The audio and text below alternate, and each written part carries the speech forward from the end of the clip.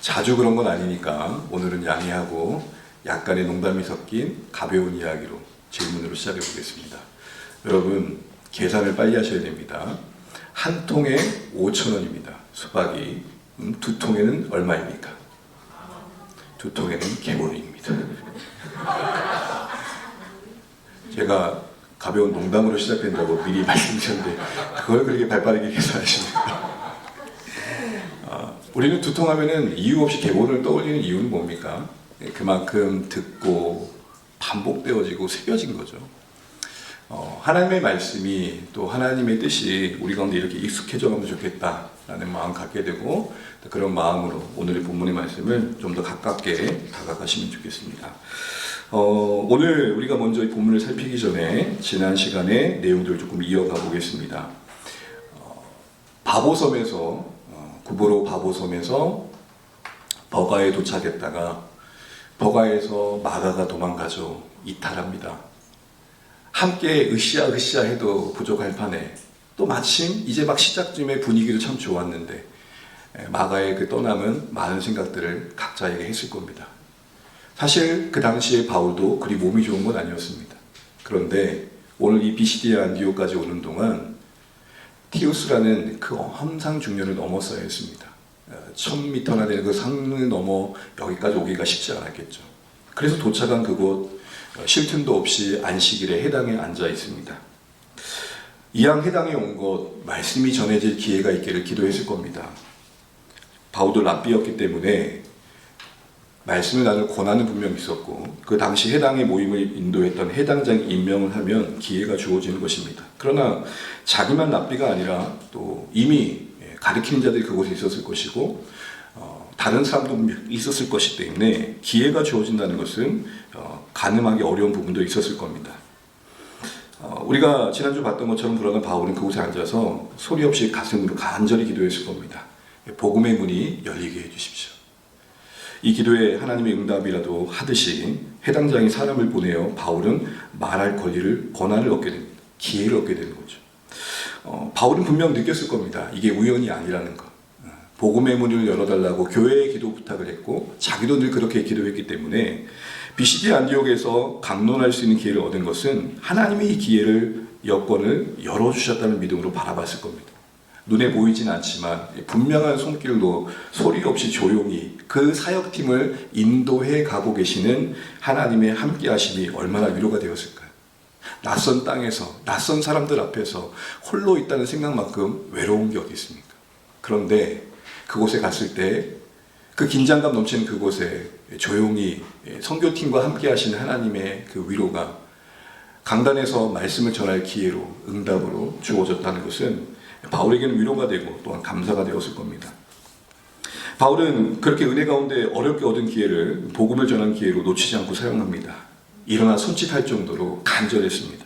당시 보통 회당 모임 가운데 강론할 기회를 얻은 사람들은 앉아서 가르쳤습니다. 해당 모임 중에 기도는 서서 했고 말씀은 앉아서 교훈하듯이 가르쳤단 말입니다. 그런데 지금 바울은 웅변하듯이 손짓하면서 일어나서 말하고 있는 거예요. 당시 사람들이 볼 때는 좀 파격적인 퍼포먼스입니다. 그러나 그것은 바울의 관종이었기 때문이 아니라 이 기회가 저들에게 마지막이 될 수 있지도 모르겠다는 간절함이 섬김의 애씀으로 만든 겁니다. 호스피스 병동에서 섬기는 분들의 마음을 가끔 들어봐요. 언제 세상을 떠날지 모르는 분들을 간호하는 그들에게는 매 시간이 마지막이에요. 그래서 반복되는 그 행위들, 손을 닦아드리고 세수를 대신 해드리고 몸을 닦아드리는 행위 속에서 이게 오늘 마지막일 수도 모르겠다는 마음을 갖는 것이죠. 그러면 여러분 당연히 자세가 낮아지겠죠.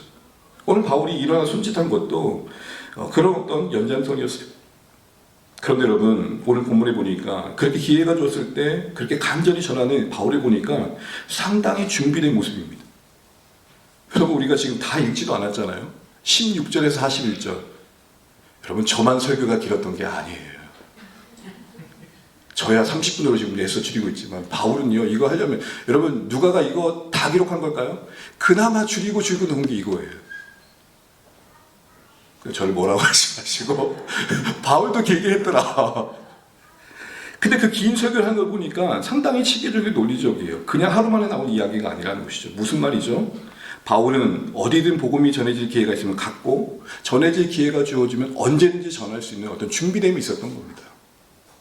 사실 어떻게 보면 이 순간을 위해 바울의 인생은 준비되었다고 해도 과언이 아닙니다. 가말리알 문화에서 그 당시에는 유대교로 보면 서울대 같은 곳에서 배웠어요. 얼마나 학식이 충만했겠습니까? 그리고 예수님을 만났어요. 그리고 그동안 배운 지식이 복음의 빛을 만나서 탄탄한 신학 체계를 갖춥니다. 그 일을 위해서 10년 동안 다소란 그 고향의 시간 속에서 오래 머뭅니다. 무명의 시절. 가슴은 겁나게 뜨거운데 뭔가 말할 수 있는 기회는 주어지지 않는 그 묶여있는 10년의 시간. 근데 그는 더 깊어집니다. 그리고 1년의 안디옥에서 사역의 기간 동안 실천하고 연습합니다. 그리고 나서 오늘 이 기회가 주어진 거예요. 바울에게는 갑작스럽게 주어진 기회인 것 같지만 그 기회는 그에게 준비된 만큼 하나님의 복음을 전하는 기회가 되었던 것입니다. 사랑하는 주안의 가족 여러분, 오늘도 우리의 삶이 하나님 때를 기다리면서 복음의 증인으로 잘 하루하루 준비되어서 마음이 준비되고, 그리고 복음의 메시지가 내 안에 체계화되고, 그래서 어느 시기 어느 때든지 만나게 되면 자연스럽게 전할 수 있는 준비가 우리에게 되었으면 좋겠습니다. 특별히 더 나아가 우리의 일상 속에 우연처럼 보이지만 어떤 만남과 관계와 상황 속에서 허락된 복음의 기회를 놓치지 않으시면 좋겠습니다. 일부러 막 쑤시고 찾아다닐 필요는 없겠지만 하나님께서 우리 일상 속의 자연스러운 만남 속에서 그에게 복음이 흘러갈 수 있도록 하는 관계가 분명히 있지 않습니까? 그래서 실제적인 준비를 좀 여러분에게 돕기 위해서 그 다음 사진 좀 보여주세요. 네, 밴드를 준비했습니다. 데이밴드. 뒤에 보시면 바구니에 2개가 한 200개 정도 준비되어 있는데 주머니에 쑤셔 넣어가지고 사이즈도 작아요. 그래서 언제든지 포켓에 넣고 있다가 이분에게 자연스럽게 좀 얘기 좀 해봐야겠다. 전도하란 말이 아니에요. 이걸 가지고 자연스럽게 얘기하는 매체로 한번 쓰시면 좋겠다는 거죠. 여기에 이렇게 쓰여 있습니다. 밴드다 보니까 제가 이런 카피를 넣습니다. 고치고 싸매시는 하나님. 선생님, 저에게 신앙은 밴드예요. 상처난 곳 덮어주신 하나님의 사랑 때문에 사실 전 여기까지 왔어요. 이렇게 한번 써보시면 어떨까요? 그래서 오늘 가시되 쓰지 않더라도 한두 개씩 갖고 가십시오. 알았죠? 아셨죠? 네. 그래서 주머니에 빡빡하게 넣고 가십시오. 저 500개를 주문했는데 제가 어제 스티커를 200개밖에 못 붙였어요. 그래서 필요하시면 더 가져가도 되니까 틈틈이 자연스럽게 교회를 알리고 내 가까운 지인에게 좀 말을 붙이고, 또 어쩌다 보면 우연히 찾아온 기회에 사실은 좀 뭔가 말을 붙일 때 뭐라도 있으면 좋을 때가 있잖아요. 그렇게 하시면 좋겠고, 더 나아가서 오늘 말씀 마치고 난 다음에 특별히 그래도 적극적으로 한번 생각을 해보시면 좋겠어요. 이번 한 주에 내가 누군가를 예측할 수 있는 만남이 있잖아. 이 사람도 만나게 될 것 같은데 이때 이거 한번 자연스럽게 한번 전해봐야겠다. 그런 시간들이 우리에게 있으셔서 바울도 기회가 왔을 때 준비되었기 때문에 섬길 수 있었듯 우리도 마음이 준비되고 한번 일주일 동안 시험을 한번 해보시죠. 하나님 요거 꼭 전할 수 있는 기회를 한번 줘보십시오. 그래서 하나님이 내 인생 속에서 일하고 계신다는 것을 좀 보게 해주십시오. 이런 경험들이 있는 귀한 한 주간 되시길 바랍니다. 이제 본격적으로 오늘 바울의 긴 설교를 봐야 되는데 사실은 한 절 한 절 강론한다는 게 버겁습니다. 그래서 큰 내용을 살피고 그 중에 우리 몇 가지 주목해서 교훈을 좀 살펴보겠습니다. 먼저 여러분 17절부터 22절이 한 부분인데요. 함께 따라해 주죠. 이스라엘의 역사. 시작. 이스라엘의 역사. 신앙생활을 오래 하신 분들은 구약의 이야기가 좀 익숙하다 보니까 오늘 본문의 내용이 그렇게 낯설지는 않을 겁니다. 처음 보신 분들은 어려울 수 있을 텐데 일단 17절부터 22절은 바울이 이스라엘의 역사 이야기를 꺼내고 있다는 걸 기억하십시오. 누구의 이야기요? 이스라엘의 역사. 성경으로 보면 구약의 얘기를 하고 있습니다. 시기로 보자면 아브라함을 부르신 이후부터 다윗 때까지의 이야기를 다루고 있습니다. 소위 족장 시대부터 왕정 시대의 이야기를 다루는 것이죠. 하나님께서 이스라엘의 시작이 된 아브라함을 찾아가셨던 그 시대, 아브라함 그 아들 누구죠? 이삭, 야곱, 이렇게 이어지는 족장들 시대 이후로 이스라엘이 애굽에서 형성이 되죠. 하나님은 그 이스라엘이 애굽 가운데서 억압받을 때 건져내시죠. 광야에서 인도하시죠. 가나안 땅에 정착시켜 주시죠. 그런데도 그 뒤에 거기에 사울, 다윗 그 왕정 시대를 열어가시죠. 이런 이스라엘 이야기가 나오고 있습니다. 근데 여기서 한 가지 좀 생각해 볼 게 있습니다. 뒤에도 보겠지만 왜 바울은 이 역사부터 시작했을까? 사실 이건 우리에게도 관련된 질문이에요. 여러분 간혹 이런 분들을 제가 만나요. 아니 한국 국사도 모르는 것들이 이스라엘 역사를 빠삭하게 알고 있대. 그러니까 우리가 왜 이스라엘 역사를 알아야 되냐는 거예요. 왜 남의 나라 역사를 알아야 되냐는 거예요. 여러분 여기 어떻게 답하시겠어요? 네. 답을 아직 준비가 안 되셨군요. 아시겠지만 공론의 자리다 보니까 말을 아끼신 줄 압니다. 이스라엘 역사, 그들의 역사 맞다. 그런데 그 이스라엘 역사 구약은 구속사기 때문에 우리가 관심을 갖는 거다. 구속사가 뭐예요? 하나님께서 제 아래 있는 인류를 구원하기 위해 어떻게 계획하시고 준비하셨는가. 다른 말로 말하면 이스라엘이 대단해서, 가끔 여러분 너무 지나쳐가지고 이스라엘 추정하는 분들도 계셔요. 그럴 건 아니에요. 그 수많은 민족 중에 하나님께서 그 한 민족을 택하신 거예요. 이유는 없어요. 그들이 특별해서요? 결코 아니라고 말씀하시죠. 그런데 정작 특별받은 그들은 자기를 너무 특별하게 생각했던 게 문제죠. 항상 자뻑이 문제예요. 근데 이스라엘 역사 가운데 하나님께서 찾아가셔서 거기서 구원의 계획을 이루어가시는 일들이 있기 때문에, 다시 말해 구약의 역사는 계시의 수단이 되고 있기 때문에, 하나님의 구속사가 담겨있기 때문에 우리는 관심을 갖는 겁니다. 누군가 물어본다면 적어도 이렇게는 말하실 수 있으면 좋겠습니다. 왜 우리는 이스라엘 구약의 역사에 관심을 갖는가? 그 이유는 다른 민족의 이야기 그런 차원이 아니라 하나님이 그곳에 구원의 이야기를 써가고 계신 현장이기 때문에 우리가 관심을 갖는 거다. 이렇게 말이죠. 두 번째 단락은 23절부터 31절인데 그 역사 속에서 준비되어진 메시아. 여러분 메시아란 말을 많이 들어보시죠? 히브리어의 메시아는 풀어보면 이런 겁니다. 약속된 구원자. 약속된 구원자. 그 약속된 구원자가 누구냐에 대한 질문들은 계속되었습니다. 지금도 현재 이스라엘은 그 구원자가 오지 않았다고 생각하고 있어요.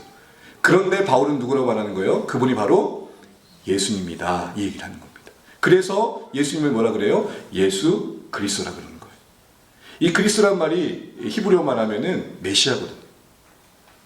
그리스도다, 그분이 바로 약속된 구원자다. 이런 말을 하고 있는 것입니다. 이 일을 이야기하기 위해서 세례 요한의 증언을 가져오고 있고, 그 가운데서 하나님께서 예수님의 그리스도이심을 이루시기 위해서 어떤 일을 하셨는지를 설명하고 있습니다.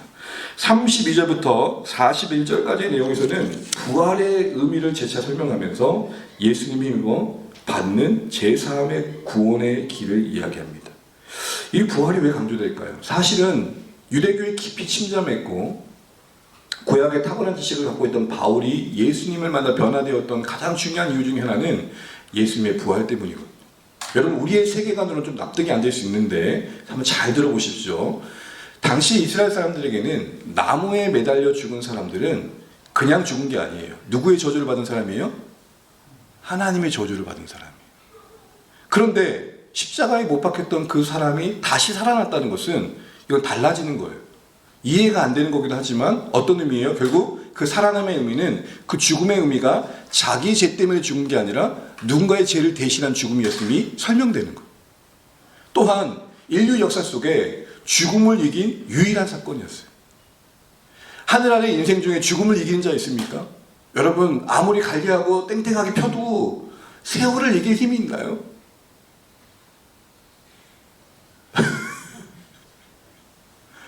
우리가 죽음을 이길 힘이 있나요? 오직 하나님이신 그분이, 사람으로 오신 그분이 죽음을 이기심으로 그분이 하나님 되심을 드러내신 거예요. 그러기에 바울에게 이 복음에 있어서의 부활의 이야기는 놀라운 그의 삶의 패러다임 전환을 만들었던 것입니다. 그러기에 그분이 말씀하신 대로 그분 우리의 구원자가 되시기에 충분하다는 확신을 하게 됐고, 이렇게 말하는 겁니다.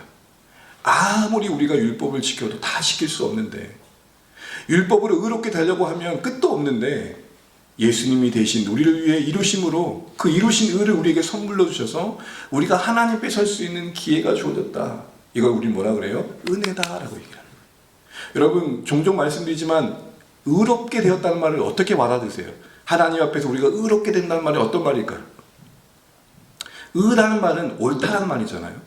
하나님 앞에서 옳다 인정받는 거예요. 그런데 여러분 가만히 생각해 보십시오.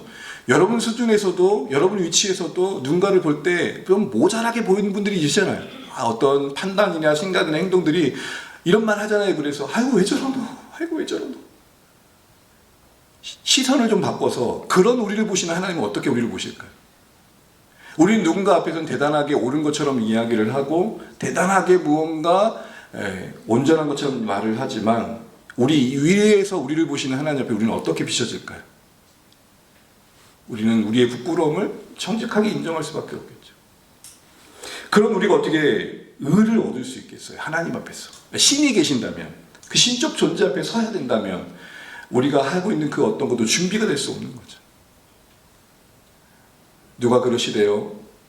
노후 준비 중요하다. 근데 더 중요한 건 사후 준비다. 우리가 한번 태어난 인생을 안고 늙어진 이 시기에 이 노동력이 떨어진 그때의 우리의 준비도 필요할 겁니다. 삶을 영유해 가야 되니까요. 그런데 더 중요한 건 뭐예요? 피할 수 없는 죽음 너머의 인생, 사후 준비도 중요하다는 거죠.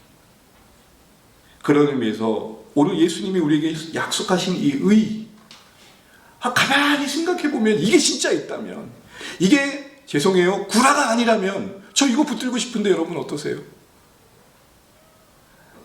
나의 노력과 상관없이 하나님이 은혜로 예수 안에 나를 거룩해 하신다? 또 이렇게 말했더니 죄 있는 인간들이 이렇게 반응합니다. 너무 말도 안 되지 않느냐. 그러면 사람을 죽인 사형수가 예수 믿고 구원받으면 천국 간단 말이냐. 이게 무슨 말도 안 되는 얘기냐. 이렇게 얘기한단 말이에요. 극한의 상황을 얘기해요. 이 부분까지 얘기하면 길어지니까 다시 돌아와서 사랑 전에 가진 여러분, 우리만 보자고요. 우리만. 사형수 괜히 데려오지 말고 우리를 보자고요. 우리는 사형수보다 낫습니까? 재소자를 대상으로 사역하시는 분들의 멘트가 이래요. 제가 들었어요. 이렇게 말을 한대요. 감옥에 있는 분들을 만나서 뻘쭘하잖아요. 옥에 있는 사람이, 밖에 있는 사람이 이야기를 듣겠어요? 그러니까 이렇게 멘트를 만드는 거예요. 이야기를 시작하는 거예요. 선생님과 저는 다를 바가 없습니다. 다만 다른 건 선생님은 걸렸고 나는 안 걸렸을 뿐입니다. 무슨 말이에요? 우리 모두가 연약하여, 때로는 극이 너무 지나쳐 악하여 넘어지지만 사실은 그게 다를 바 아닌 내 안에도 있다는 거예요. 그가 무당한 죄인을 볼 때마다 속상해요. 안타까워요. 어떻게 인간이 짐승보다 못할까? 그러면서 또 한편의 마음은 뭐냐면 그보다 못한 모습이 내 안에 있는 거. 진짜 은혜가 있었기 때문에 여기까지 버티고 온 거지. 내 안에 있는 거 다 까발리고 나면 어떻게 살 수 있을까요? 이런 생각을 해보게 되면 값없이 우리의 율법, 행위를 얻을 수 없는 의가 주어진 게 얼마나 은혜겠어요. 그런데 바울은 이 의가 그들에게 전해지길 바라면서 간절하게 말하면서 41절의 이야기로 말씀을 맺습니다. 41절 한번 읽어보겠습니다. 시작. 일러스되 보라, 멸시하는 사람들아, 너희는 놀라고 멸망하라. 내가 너희 때를 당하여 한 일을 행할 것이니 사람이 너희에게 일러줄지라도 도무지 믿지 못할 일이라 하였느니라 하니라. 설교를 잠시 요약해보면 하나님이 이스라엘 역사를 주관하셨다는 것이고 그 역사 속에서 약속된 구원자 예수님을 준비시키셔서 그분은 죽음과 부활로 우리의 필요한 의를 이루셨다는 것입니다. 이제 이스라엘이 그렇게 간절히 기다리던 소망이 예수님 안에서 이루어졌다는 겁니다. 그러기에 우리 예수님을 믿고 예수님을 힘입어서 의로운 존재가 되어 이 땅에 하나님 나라를 함께 이루어갑시다. 이 얘기를 하고 끝내는 게 아니라 오늘 방금 읽었던 41절 말씀을 가지고 경고하며 도전합니다. 이 41절 말씀은 하박국 1장 5절의 말씀인데 하박국 1장 5절의 말씀의 요지는 뭐냐? 너희들의 악행에 대해서 강대국 바벨론을 데리고 와서 심판하실 것들, 그 소문이 너에게 들리고 있지만 그 실상을 만나면 너희는 놀라고도 놀랄 것이다. 지금 그거를 마치 뻥카처럼 안 받아들이는데 그렇지 않을 것이다. 경고하는 메시지거든요. 그걸 왜 여기에 가져왔을까요? 한마디로 복음의 도전과 경고를 가벼이 여기지 말라는 거예요. 이런 메시지의 내용 속에서 우리는 세 가지를 좀 주목해 보려고 합니다. 첫 번째, 16절부터 20절까지 누구의 역사를 담고 있다고 그랬죠? 예? 이스라엘 역사를 개관하고 있어요. 그런데 가만히 보시면 모든 거의 절마다 주어가 하나님이에요. 의도적으로 바울은 하나님이 이스라엘을 선택하여 라는 시작으로 거의 모든 사건의 절마다 하나님이 하십니다. 왜 이렇게 하셨을까요? 분명한 건 역사의 주인이 하나님이심을 분명히 하는 거고, 더 강조하고 싶었던 건 그 역사의 주인이신 하나님이 한결 같으셨다. 한결 같으셨다라는 표현을 조금 더 성경의 교리적인 표현을 하자면 신실하셨다. 변하지 않으셨다. 그렇게 볼 수 있는 이유는 여러분 우리가 구약 역사를 조금만 생각하면 알겠지만 이스라엘 백성들이 홍해에서 건너서 광야를 지날 때 괜찮았어요? 안 괜찮았어요? 잘 모르십니까? 강야에 걸을 때 그들이 원망하고 불평하고 무언가 하나님을 향해서 따지고 그랬습니까? 안 그랬습니까? 예, 그랬어요. 강야에서 가나안에 가는 여정이 40년이 된 이유가 바로 그것 때문에 그런 거 아닙니까? 정작 그렇게 강야 여정을 끝내고 나서 가나안 땅에 들어와서는 어땠습니까? 거기서도 사사시대라는 어두움의 시대를 보낸 만큼 하나님 앞에 각자의 소견을 따라 살았죠. 반역하는 삶을 살았단 말입니다. 여러분, 그러면 이런 말을 드리는 겁니다. 진작 이 역사적인 사건을 하나씩 볼 때마다 느끼는 건 뭐냐면, 하나님 편에서 여러분 좀 더 잘 전달하기 위해 하는 표현이니까 양해하십시오. 아주 종지부를 찍어도 할 말이 없을 정도의 모습들이 계속했단 말입니다. 끝내도 아무 변명도 원망도 할 수 없는 자들의 모습이었다는 것이죠. 그런데도 불구하고 이스라엘 역사는 이어져 왔고, 그 가운데서 품고 계획하셨던 예수 오심의 계획은 이루어졌다. 이걸 뭘로 설명하겠니 할 때 하나님의 역사의 주인 되심의 신실하심을 말합니다. 여러분, 이게 이스라엘만의 이야기일까요?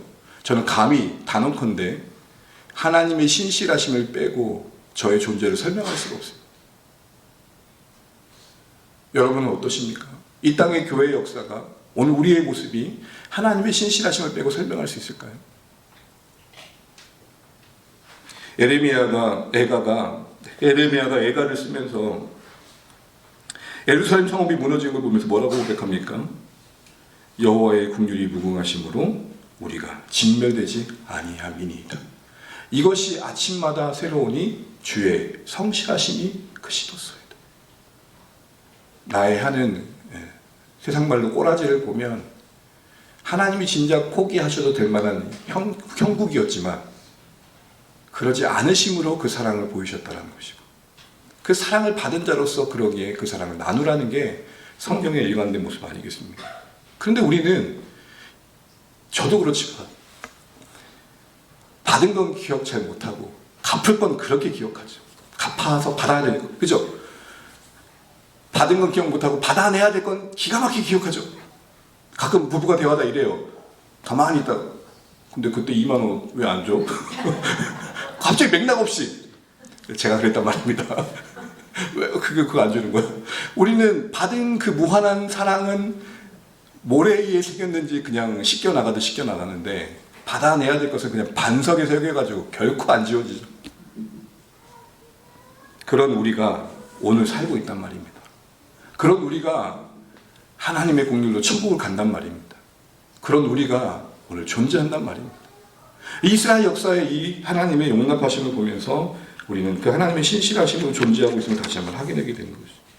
그 은혜와 그 신실함으로 살고 있음을 기억하고 은혜와 신실하심을 감사할 수 있는 우리 주안의 가족 되시길 바랍니다.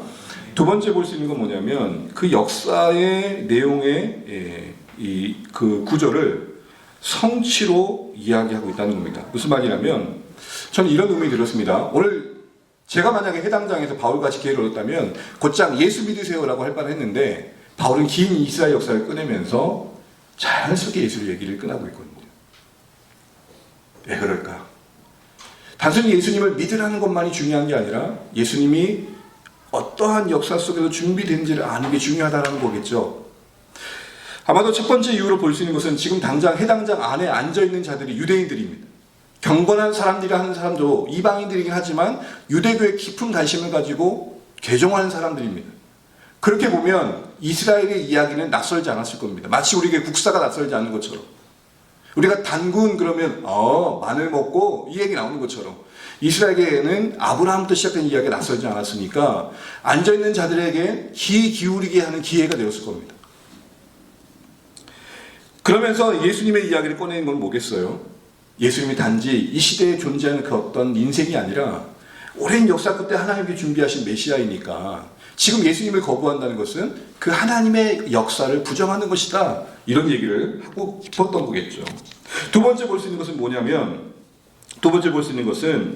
약속과 성취의 관점으로 성경을 보고 예수님을 바라보는 게 우리에게 참된 유익이 된다는 것입니다. 다시요, 약속과 예언, 성취의 관점, 이게 성취되었다는 관점으로 성경을 보고 예수님을 보는 게 우리 신앙이 바르게 자리 잡기에 중요하다는 것입니다. 좀 더 세부적으로 본다면 여러분 이 성취, 약속과 성취의 관점으로 성경을 볼 때 성경은 단순한 교훈집이 아니라 하나의 커다란 구원의 얘기로 우리에게 와닿습니다. 약속과 성취의 관점에서 보면 구약과 신약이 별개의 이야기가 아니라 하나의 굵직한 흐름으로 묶여있음을 보게 됩니다. 여러분 그 다음 사진 보여주세요. 예전에도 한번 보여드렸는데 성경의 하이퍼링크, 연결된 성경이라는 이야기입니다. 어떤 한 목회자가 만들었는데 이게 유명해진 게 뭐냐면 한 번 더 눌러주세요. 조던 피터슨이라는 분이 하버드 교수님이셨잖아요. 인생의 12법칙 유명한 분이시고 강론자잖아요. 이분의 회심의 이야기가 이야기되면서 이 사진이 유명해지게 됐어요. 이분이 성경을 보면서 처음에는 이제 비신자였는데 이 성경의 이야기가 이렇게 구약과 신약이 오랜 역사 속에서 이야기가 이렇게 연결되었다는 사실이 놀란 거예요. 이건 인간의 지혜로 설명할 수 없다는 거죠. 이렇게 연결지어 보니까 6만여 개의 이야기가 연결되는 거예요. 1500년 동안 40여 명의 저자가 있는데 이렇게 연결될 수 있으려면 누군가는 원저자가 있어야겠죠. 누군가는 최종적인 저자가 있어야 각각의 저자들의 이야기가 한 이야기가 될 수 있지 않을까요? 한 예를 들어서 여러분 각자에게 아무거나 써오세요라고 해가지고 모아가지고 한 권의 책이 될 확률이 뭐가 있겠어요? 그렇죠? 그런 의미에서 여러분 약속의 개념 속에서 그것이 성취되었다는 구조로 예수님을 이야기하는 바울의 의도는 뭘까요? 구약에만 매여있는 이스라엘에게 구약을 벗어나길 바라는 거겠죠. 복음이 신 신약의 이야기는 예수님으로 연결짓기 위함이었을 겁니다. 약속과 성취의 관점으로 볼 때 그러게 성경은 통합된 한 권의 이야기가 되는 겁니다. 더 나아가서 단순히 성경의 인물들의 한 사건 사고성의 교훈만 볼 게 아니라 성경 전체의 관점에서 하나님의 이야기 속에서 인물들을 보게 되는 것입니다. 아브라함을 통해서 우리가 이런 믿음을 배우자도 할 수 있겠지만 하나님은 아브라함을 통해서 어떻게 이렇게 역사를 써가실지를 보게 된다는 겁니다. 그래서 두 번째 자연스럽게 예수님에 대한 이해가 좀 더 넓혀집니다. 단순히 내 삶에 필요한 것을 채워주시는 도움을 주는 정도 구원자가 아니라 예수님이 온 역사의 주관자로서 이해되기 때문에 나에게 와주시는 예수님 정도에서 내 신앙이 끝나는 게 아니라 예수님이 써가시는 역사에 내가 참여하는 구조로 신앙이 바뀐다는 것입니다. 성경을 볼 때, 그 안에 있는 예수님을 볼 때 약속과 성취의 관점에서 보면 아직 이루어지지 않은 한 가지가 있습니다. 그게 뭐죠? 다시 오시기. 그 구조 속에서 우리 인생을 보게 되면 이 땅에서 그렇게 뭔가 대단한 이런 게 그렇게 중요해지지 않아요. 영광스러운 주 오심의 날을 생각해보면 우리가 이 땅에서 무엇을 쌓아가는 게 그렇게 대단한 게 아니에요. 다시 말해서 개인의 구원자 정도로만 아는 예수님의 믿음이 역사의 주관자이신 예수님의 이해 속에서 내 신앙의 폭이 자기중심성을 탈피하고 하나님의 구원의 이야기 속에 나를 두는 성숙함을 만들어낸다는 것입니다. 예수님을 단지 내 피를 채우시는 구원자로 볼 때와는 다르게 그분이 약속을 성취하시는 역사의 주관자시라는 것, 결국 모든 역사는 예수님을 중심으로 펼쳐지고 완성되어진다는 것, 그분이 시작이시고 그분이 과정이시고 그분이 완성이라는, 그러게 아직은 완성되지 않은 역사를 앞두고는 우리에게 이 땅의 삶이 귀하긴 하지만 여기에만 매몰되지 않고 장래에 올 날에 우리를 연결짓는 좀 더 넓은 시선에서 예수를 믿는 신자들을 만들어낸다는 것입니다. 단순히 내 필요할 만한 예수님은 왜 벤치를 안 주시는 거에 목매이게 되는 것이죠. 그러나 좀 더 넓은 시선에서 예수님 믿게 되면 그 나라를 위해 내가 무엇을 드리고 있냐를 고민하게 되는 겁니다. 고민이 달라집니다. 어떻게 하면 내 자녀를 더 좋은 데로 보내냐, 어떻게 하면 내가 더 잘 사느냐, 우리 일상의 현실적인 고민이긴 맞지만 다른 차원의 고민 속에서 내 신앙을 헤아리게 되는 게 어디서 나오느냐, 예수님을 약속과 성취의 관점에서 볼 때 가능하게 된다는 것입니다. 또한 그 약속과 성취의 관점은 우리의 신앙의 근거를 하나님 신실하심에 두게 도와줍니다. 그래서 십자가가 패배와 무너짐과 끝이처럼 보였지만 결국은 구원을 이루는 성취였듯이, 겉으로 보면 실패처럼 보이던 십자가가 복된 구원을 이루었듯이 나를 무너뜨리는 좌절의 무게가 오히려 나를 더 거룩의 가정으로 복되게 만들어가는 성취의 가정으로 재해석되는 것입니다. 그래서 이런 고백을 하는 겁니다. 이 고난이 일을 하리라. 이 고난의 무게가 나의 인생의 깊이를 만들리라. 그래서 약속과 성취의 관점에서 성경을 보고, 약속과 성취의 관점에서 예수님을 보고, 약속과 성취의 관점에서 내 신앙의 존재를 헤아릴 때 우리는 다른 차원의 고민과 신앙의 방향을 가지고 살아갈 수 있기에, 바울은 단순히 예수 믿으라고 끝낸 게 아니라 예수님이 어떤 역사의 주관자이신지를 이야기를 하는 것으로 우리에게 소개하고 있는 것입니다. 저는 왜 이럴까요? 매주 이거 지난주에도 못했던 거 이번도 못할 것 같은데. 참 주여. 여러분 가요 많아요. 감사합니다. 멈추라고 말씀해 주셔서 죄송해요. 다음 주에 좀 더 시간에 맞게 알차게도 준비해 보도록 하겠습니다. 이제 여기서 정리하죠. 사랑하는 주안의 가족 여러분, 저를 잠깐 봐주십시오. 바울에겐 설교의 기회가 준비되었던 만큼 알찼습니다. 기회가 주어진다고 그게 다 성공이 되나요?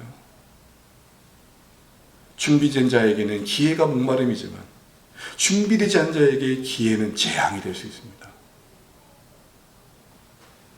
예수님을 만나고 십수년 동안 무명의 시절을 보내고 안디옥에서 1년의 헌신을 하고 이제 처음으로 바울은 해당에서 자신이 그동안 쌓았던 신앙의 체계들을 나누고 있습니다.